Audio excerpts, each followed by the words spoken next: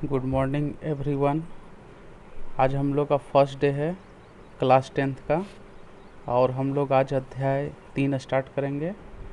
दो चर वाले रैखिक समीकरण युग, pair of linear equation in two variables. हम लोग क्लास 9 में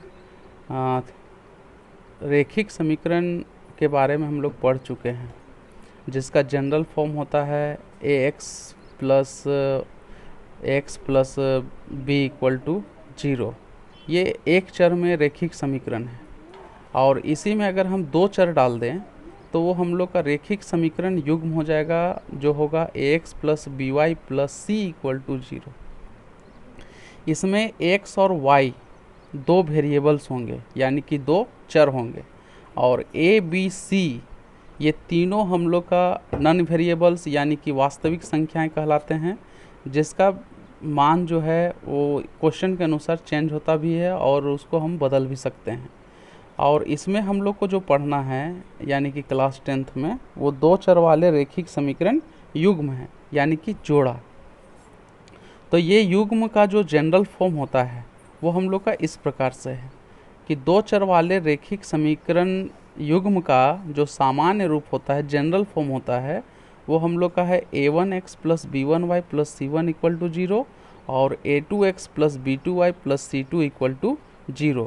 यहाँ पे a1 b1 c1 a2 b2 तथा c2 ये छो हम लोग का वास्तविक संख्याएं कहलाती है, और साथ में जो x और y है ये हम लोग का वेरिएबल टर्म से यानी कि चर है।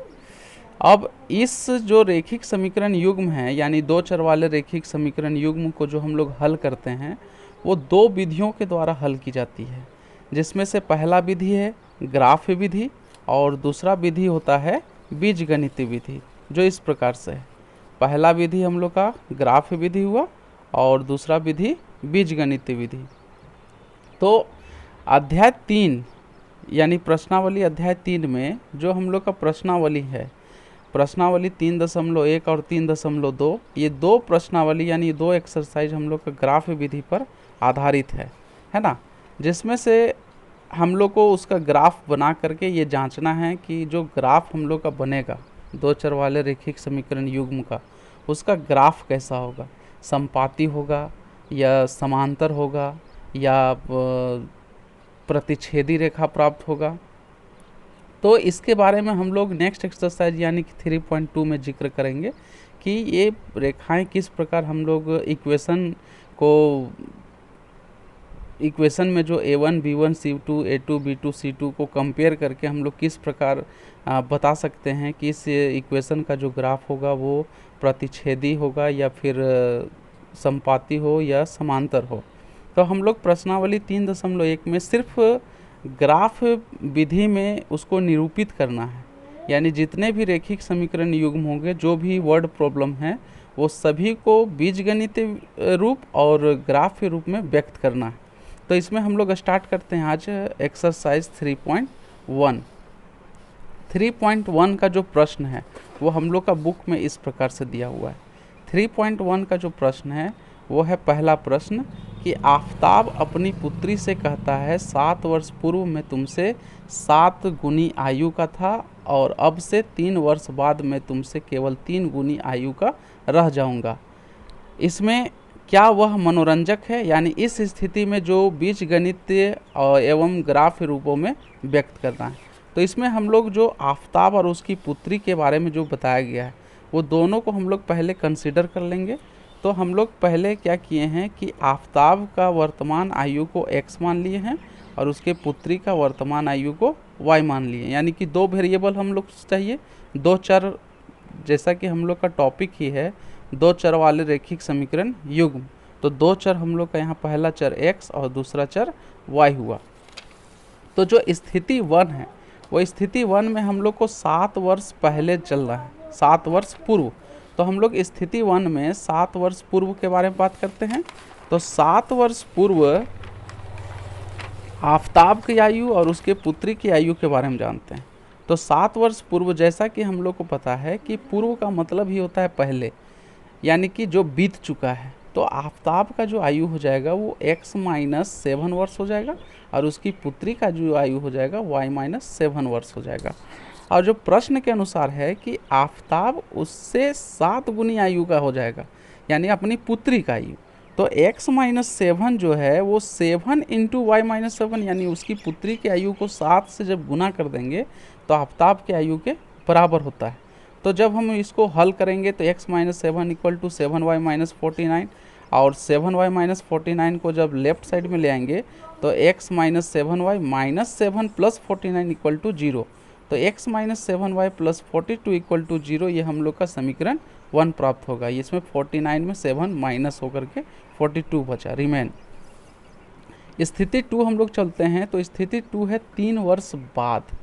तो 3 वर्ष बाद यानी कि जो आने वाला समय है, तो आफताब का जो आयु हो जाएगा वो x प्लस 3 वर्ष हो जाएगा, है ना, जैसा कि यहाँ पे लिखा गया है। और उसकी पुत्री का जो आयु हो जाएगा वो y प्लस 3 वर्ष हो जाएगा।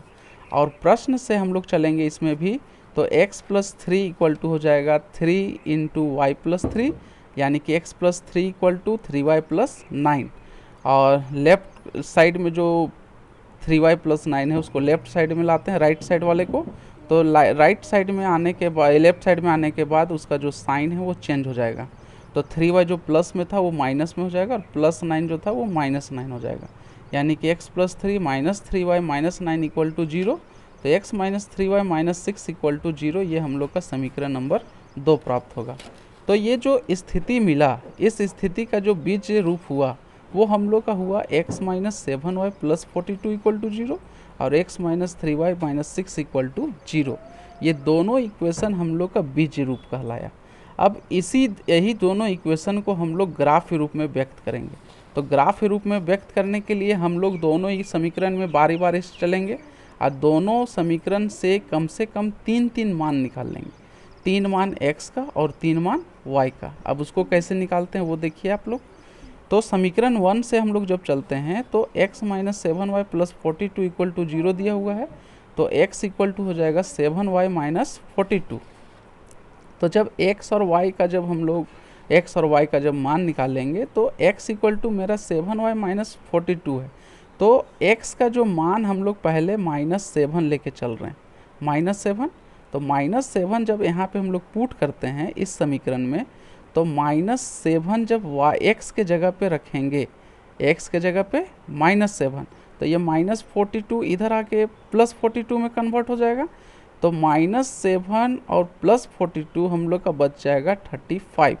और ये जो 7y है, 7 जब इससे डिवाइड होता है तो ये हम लोग का 35 डिवाइडेड बाय 7, यानी कि 7 5 जा 35। तो 5 टाइम्स में ये कटेगा, तो y इक्वल टू 5 बचेगा। और नहीं तो y इक्वल टू 5 यहाँ पे अब जब हम पुट करेंगे तो 7 5 जा 35 माइनस 42, तो 35 में 42 रिड्यूस कर देते हैं तो -7 हम लोग का रिमेनिंग बचेगा। ठीक है, तो -7 x का मान हुआ और y का मान 5 हुआ। इसी प्रकार से हम लोग x का दूसरा मान जब 0 रखेंगे तो y का मान 6 आएगा, और x का मान जब 7 रखेंगे तो y का मान भी 7 आएगा। तो ये तो हुआ समीकरण 1 का। अब हम लोग इसी प्रकार जब चलेंगे समीकरण 2 के लिए, तो समीकरण 2 में हम लोग को क्या प्राप्त होता है उसको देखते हैं। तो समीकरण 2 हम लोग को जो मिलेगा वो हम लोग का इस प्रकार से होगा। समीकरण 2 से जब हम लोग चलते हैं तो समीकरण 2 हम लोग का है x minus 3y minus 6 equal to 0। तो x equal to 3y plus 6। जिस प्रक्रिया को हम लोग पहले दोहरा चुके हैं उसी प्रक्रिया को हम लोग फिर से दोहराएंगे, यानी y का मान पुट करेंगे तो x का मान हम लोग को मिलेगा। तो y का मान हम लोग जब 0 रखते हैं यहाँ पे, तो 3 इंटू 0 तो 0 हो जाएगा, प्लस 6 बचेगा, तो x का मान हम लोग का 6 आएगा। तो इसी प्रकार से इसका 2 मान और हम लोग निकाल लिए। अब यही दोनों समीकरण का जो हल निकला है, यानी x का और y का जो 3 मान निकला है, इसी को हम लोग ग्राफ में दर्शाएंगे। तो ग्राफ पेपर हम लोग इसके लिए लेंगे। इस प्रकार से हम लोग एक ग्राफ पेपर ले लेते हैं, है ना, जिसमें x एक्सिस और y एक्सिस ड्रॉ कर लेंगे। ये x एक्सिस हो गया और ये y एक्सिस x डैश, और ये हो जाएगा हम लोग का y और ये y डैश हो जाएगा। ठीक है, और बीच में इसका मूल बिंदु 0। इसमें 1 2 3 4 9 तक ले लेंगे, -1 -2 -3 ग्राफ में जो जगह है उसके अनुसार। और ऊपर में 1 2 3 4 5 6 ये अप टू 11 तक, और नीचे जो है -1 -2 -3 -4। जब हम लोग इक्वेशन 1 के अनुसार चलते हैं तो इक्वेशन 1 में जो हम लोग का पहला जो मान है वो -35 है, 06 है और 77 है। ये तीनों मान को हम लोग यहाँ रखेंगे। तो तीनों मान को जब हम लोग रखते हैं तो इस प्रकार से हम लोग का XY का ये फर्स्ट इक्वेशन के लिए और 7 ये है ना। तो ये दोनों को हम लोग पेंसिल के सहायता से, पेंसिल और स्केल के सहायता से ये दोनों बिंदु को इस प्रकार से मिला देंगे। ये हम लोग का पॉइंट्स हो गया, ये दोनों को हम लोग ग्राफ मिला देते हैं। ठीक है, तो ये हो गया इक्वेशन 1 के लिए। अब इक्वेशन 1 के लिए जब हुआ तो इक्वेशन 2 के लिए भी उसी तरह 3 बिंदु हम लोग को मिला है। तो ये तीनों बिंदु को हम लोग फिर से मिलाएंगे। तो ये हम लोग का इक्वेशन 2 के लिए लाइन ड्रॉ हो जाएगा, इक्वेशन 2 के लिए। अब ये दोनों ग्राफ में दोनों लाइन को अगर हम कंपेयर करें तो ये पीछे साइड फैलता हुआ नज़र आ रहा है, और आगे की ओर अगर हम बढ़ाएंगे तो किसी एक ना एक बिंदु पे ये प्रतिच्छेद करेगा। इसका मतलब ये है कि इस क्वेश्चन का जो ग्राफ बना वो हम लोग का प्रतिच्छेदी रेखा प्राप्त हो रहा है ना। तो हम लोग को आगे कुछ नहीं करना है, सिर्फ इसका ग्राफ ड्रॉ करके छोड़ देना है। यही क्वेश्चन नंबर 1 का हम लोग का हल होगा, यानी इसका बीज रूप और ग्राफ रूप में हम लोग इसका व्यक्त कर दिए। इसी प्रकार हम लोग प्रश्न 2 और प्रश्न 3 के लिए हम लोग हल करेंगे, यानी उसको बीज रूप और ग्राफ रूप में व्यक्त करेंगे। तो उसके लिए हमने आप लोगों के लिए हिंट बना के रखा है, और ये हिंट के अनुसार ही आप लोग आगे का प्रोसेस करेंगे, उसी प्रक्रिया को दोहराएंगे। इसमें हम लोग का जो क्वेश्चन नंबर 2 है वो हम लोग का ये है। क्वेश्चन नंबर 2 है, क्रिकेट टीम के कोच ने ₹3900 में 3 बल्ले तथा 6 गेंदें खरीदी। बाद में उसने एक और बल्ला तथा उसी प्रकार की 3 गेंदें ₹1300 में खरीदी। इस स्थिति को बीज रूप तथा ज्यामितीय रूपों में व्यक्त कीजिए। तो इसको हम लोग बीज रूप और ज्यामितीय रूप में व्यक्त कर रहे हैं। तो हम लोग का ये है, सबसे पहले हम लोग बल्ले का मूल्य मान लेंगे कि X रुपया और गेंद का मूल्य को Y रुपये मान लेंगे। स्थिति 1 दिया हुआ था कि 3 बल्ले तथा 6 गेंदों का मूल्य जो है 3900 रुपया। तो 3x + 6y इक्वल टू हो गया 3900, यानी 3x + 6y - 3900 बराबर 0। ये हम लोग का इक्वेशन 1 हो जाएगा। इसी तरह स्थिति 2 में जब हम लोग चलेंगे तो एक बल्ला तथा 2 गेंद का मूल्य 1300 रुपये दिया हुआ है। तो x + 2y इक्वल टू 1300, यानी x + 2y - 1300 इक्वल टू 0। तो समीकरण 1 और समीकरण 2 हम लोग का बीज रूप हो गया। अब यही दोनों समीकरण से हम लोग बारी बारी से चलेंगे और इसको ग्राफ रूप में लिखेंगे। तो ग्राफ रूप में करने के लिए हम लोग पहले समीकरण 1 में चलेंगे। तो x इक्वल टू 3900 - 6y/3। तो x का मान y का मान पुट करेंगे तो इस प्रकार का हम लोग का मिल जाएगा x y का 3 मान। और समीकरण 2 में सेम प्रोसेस से x और y, x इक्वल टू हम लोग का हो जाएगा 1300 - 2y। तो x और y का इसी तरह 3 मान, ये दोनों मान हम लोग का समान आ रहा है। इसका मतलब है कि इसका जो ग्राफ बनेगा वो समपाती रेखा होगा। समपाती रेखा यानी कि जब हम लोग x एक्सिस और y एक्सिस जब ड्रॉ करेंगे तो एक ही लाइन में सारे बिंदु मिलेंगे। ठीक है, तो उसी को हम लोग समपाती रेखा कहते हैं। इसी प्रकार क्वेश्चन नंबर 3 को हम लोग इस प्रकार से, सेब का मूल्य को X रुपया, अंगूर के मूल्य को Y रुपया, उसका जो इक्वेशन आएगा वो इस तरह आएगा। ठीक है, ये इसका हिंट सिर्फ बताया गया है। इसको आप लोग जिस तरह से पीछे बताया गया है प्रश्न 1 में, उसी प्रकार से प्रश्न 2 और प्रश्न 3 को आप लोग हल करेंगे। ठीक है, और उम्मीद करते हैं कि ये वीडियो आपको अच्छा लगा होगा और आप लोग ये तीनों प्रश्न को हल कर लीजिएगा। और नेक्स्ट डे हम लोग इसका आगे का अध्याय यानी प्रश्नावली 3.2 करेंगे, नेक्स्ट एक्सरसाइज। Thank you.